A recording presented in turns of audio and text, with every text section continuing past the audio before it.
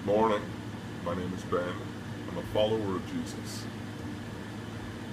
This is my 26th topic video. Obviously, there have been a couple of things on this channel that have not been topics. Two or three have been music. I think that's what the other stuff has been. This is number 26 by my count of the series of spiritual, theological things I'll be talking about. This is a picture or parable, a concept that I believe God has revealed to me, called, and it's a way of conceptualizing the universe that removes the false polarity that we've been given in our society about faith and science. We've been given the false polarity that says you must believe one or the other, or you must reduce one or the other, essentially making one your God. There is actually a religion of science, in my opinion, in this world that is applying religious dogma, in a sense, to science, applying beliefs that are not necessary for the pursuit of science to how discovery is treated. This is called the Theomechanical creation theory, or the Theomechanical creation hypothesis. Once again, we have been taught in this society that we have to pick between two sides that are automatically opposed to each other. Just like, in this election, it is Republican or it is Democrat. And hypothetically, you vote for a third party, you're throwing your vote away, and you are giving the victory to someone you don't like.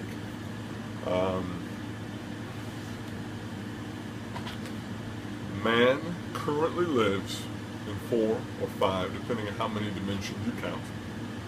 Einstein said 5, let's say 5. 5 dimensions, and we cannot see God. However, once upon a time in the Garden of Eden before the fall, we heard God's voice. We lived in close proximity to God, and we heard the voice of animals. Adam and Eve seem to have heard the voices of animals, just like in the Chronicles of Narnia. The way we can infer that is that a serpent, who appears to be walking and definitely is talking, approaches Eve and begins a conversation. Now, those of us that have never heard an animal speak would think, maybe I'm dreaming, or this is a horrible thing that's happening. One might scream, one might run. One might try to find a stick and hit the animal. I'm not advocating hitting animals. However, there would be a natural terror response if you were not used to it. You would be, or at the very least you would say, why are you talking? Are you talking? Which means she was accustomed to it. And we know he was walking because part of the curse that's placed upon the serpent is that he will crawl in the dust. He will lick the dust. He will be in the dust of the earth, which means he was not before. So there was a multipedal, talking reptile. Okay. We lost those things in the fall. Man is a multi-dimensional creature made in the image of an infinite God, an infinite God. We're blind or asleep to those extra dimensions. We live in a limited reality inside an unlimited one. It is like, but not the same as the Matrix. We're living a very limited experience compared to what we were made to experience and what the fullness of God is. Many of us can hear God's voice. The Word of God tells us to pursue or seek the gift of prophecy, which means it is possible for all of us in varying degrees of difficulty, varying degrees of it being the thing we're made to do, to hear God's voice. Prophecy is to hear God's voice and proclaim it, right? And as I've said in other videos, I am a believer in all the gifts, a believer in all of the callings expressed in Ephesians 4:11, that God has made apostles, prophets, evangelists, shepherds, and teachers for the entire church age, not just sections of it. And we will need them until we come to perfection. And we have not come to perfection, amen? And so, hearing God, I believe God is always speaking, man is always deaf, without the assistance of the Holy Spirit. And so, it is as if there is a limited terrestrial hearing, and there is a greater multidimensional hearing that I think when we become able to hear God's voice, and I've heard God's voice audibly maybe 4 times in my life, I think God is allowing us to become more fully the beings He has made us to be, to experience that bigger God reality that we are currently handicapped from. We will one day see God, and I don't think He is invisible so much as we are blind. I think that the current human handicapped, limited dimensional experience makes it impossible to see someone who is right there. God is omnipresent.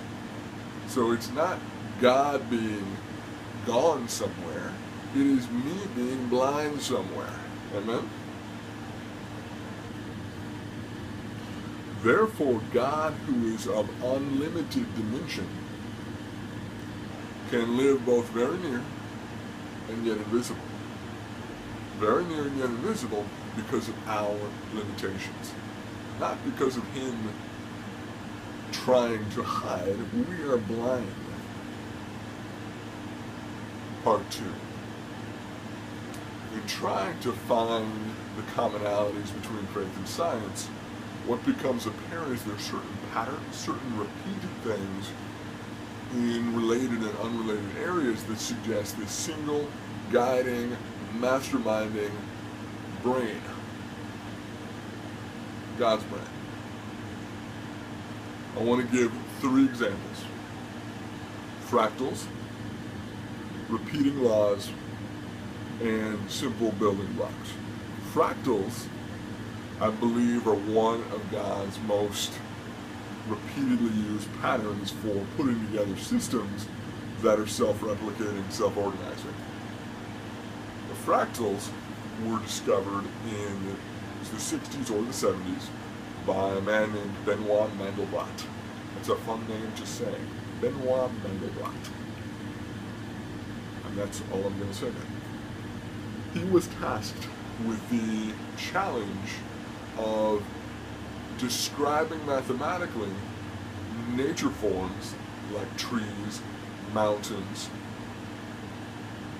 continents, land masses.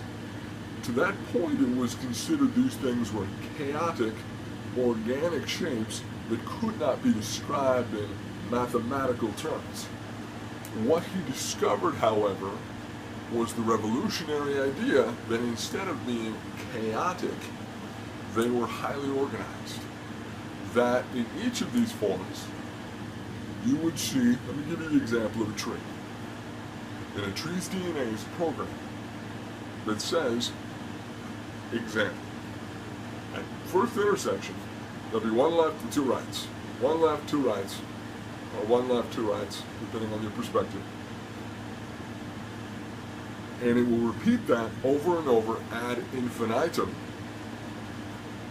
being a completely organized program entity that then gives the appearance we perceive as organic, disorganized, natural. So the chaos we perceive is a master planner who devised a way to let a self-organizing, programmed thing give the appearance of wild, untamed beauty. These patterns occur in mountains. These patterns occur in land masses. These patterns occur inside the human body, which I think points to a creative intelligence who repeated himself over and over in matters he did not think required his distinct personal attention. The way that designing a human being, I believe, does. I think God puts definite, clear design into human beings. Second, repeating laws. If the universe were chaotic and not planned by a single guiding, organized, masterminding intelligence, you would see that certain things did not carry over between unrelated disciplines. I want to give the example from physics of the Heisenberg uncertainty principle and sociology of the Hawthorne effect.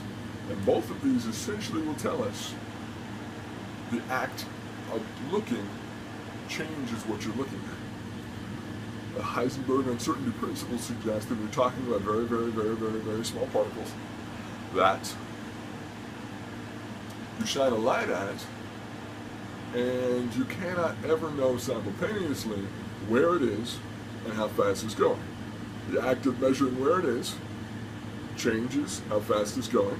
The act of measuring how fast it's going changes where it is and makes those things impossible to uncover. Meaning that the human ability to examine these things is flawed. Secondly, regarding the Hawthorne effect suggests that if the object, the person, the thing that you are observing knows it's being observed, it changes their behavior, and therefore is not the natural behavior you meant to observe. These are two things in totally disconnected fields of inquiry that have the strange commonality of meaning the same thing. And I believe it is an underlying truth about the universe in general if it occurs repeatedly throughout unrelated components of fields of inquiry. Secondly, simple blocks. We have over 100 elements that were made from two beginning elements. We have arrived at a specific moment in time because of a specific explosive moment and two elements, helium and hydrogen, which were together responsible for originating the process that leads to this moment we're experiencing right here, where we're talking about creation. Imagine with me God, the supreme mastermind, desires to have a people for himself, desires to have a holy people that will love him not out of coercion, but out of free will because he is great and love him for who he is. He knows that without free will, this is not possible. Without the choice between good and evil, it is not possible. He sees all outcomes and all possible choices at the same time and knows the one course of action that will lead to this conclusion.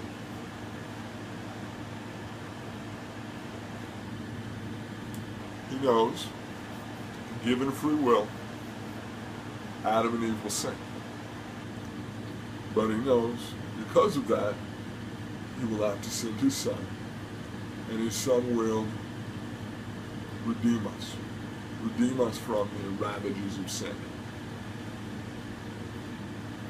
He sets out to create the setting for the gospel, Eden of the earth.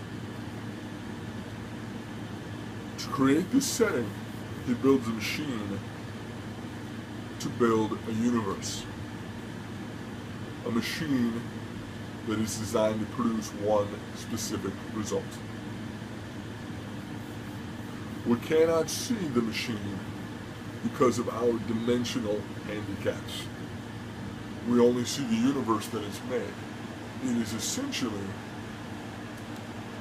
a planetarium inside of a laboratory that is in eternity, which is infinite. And therefore we can only see the universe which is being made by the machine. We can't see the machine. Although frankly you could describe the universe itself as the machine or part of the machine. This machine has been given all of the components necessary to set in motion at beginning moments in our experienced universe, in our limited dimension universe. That moment could be described as the Big Bang. The Big Bang is a recorded energy event in human history, but does not make any attempts to explain what happens before. Does not clearly, definitely explain what happens before. Now, if we say to ourselves, that is the moment where God turns on the machine, an energy surge begins, helium and hydrogen are set in motion in a precise mixture, a specific rotating movement is set at a precise rotation, which has to create, because God is perfect, has to create all of the things necessary to create the planet for the gospel. The planet for the gospel.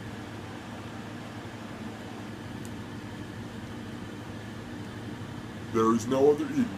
I am firmly convinced that there is no other planet in this universe where there is life, where there is human life, where there is sentient life.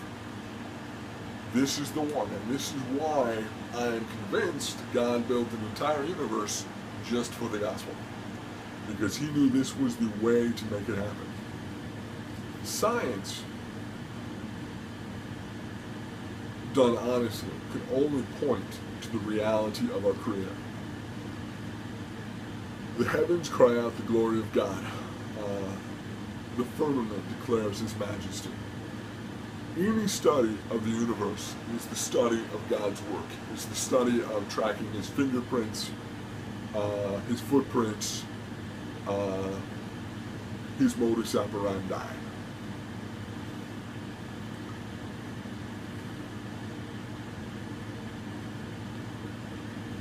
There is no conflict between faith and science if science is done honestly, without an inherent prejudice against finding results that declare the reality of God. In Jesus' name.